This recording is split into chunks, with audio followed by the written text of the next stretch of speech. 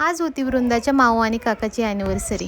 Hello नमस्कार। सकाळी वृंदाला हॉलमध्ये ठेवलं खेळायला आणि मी माझी कामं उरकत होते। आज मला बरंच वाटत नव्हतं, काही करायची इच्छा पण नव्हती, पण घरातलं काम काही चुकतंय का। सकाळी उठले आणि झाडून घेतलं। त्यानंतर मला द्यायचे होते वृंदाला टॉनिक, त्यासाठी पाणी गरम केलं आणि वृंदाला टॉनिक देऊन घेतले।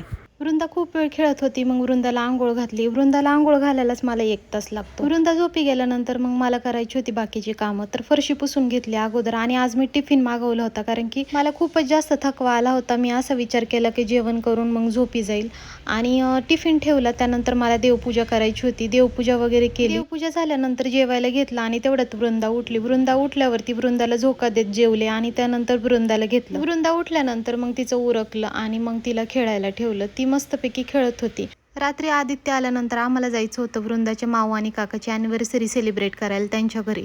तर माझं उरकलं आणि वृंदाच्या पप्पाचं आणि वृंदाचं पण उरकलं। डिलिव्हरी झाल्यानंतर मला एकही साडीचा ब्लाऊज येत नाही, त्याच्यामुळे मला साड्या पण शिवायला टाकायच्या होत्या। दीदीची इथंच मी ब्लाऊज शिवायला टाकते, त्यामुळे ती साड्यांची पिशवी पण मी घेतली होती सोबत। आम्ही घरून निघालो। त्यानंतर आम्ही पहिल्यांदा केक घेतला।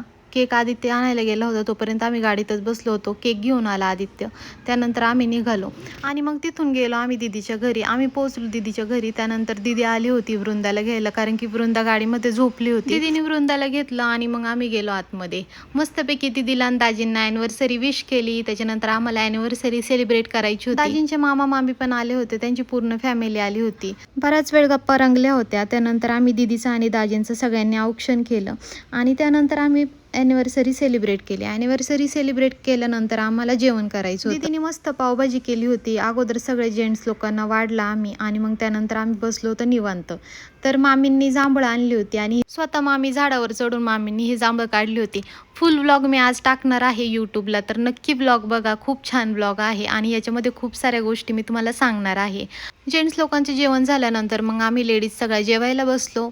वृंदा खूपच जास्त वैतागली होती। मग जेवण झाल्यानंतर आम्ही लगेचच घरी आलो। घरी आल्यानंतर मी पहिल्यांदा वृंदाला झोपवलं आणि मग मी माझ्यासाठी शतावरी दूध घेतलं। Bye bye.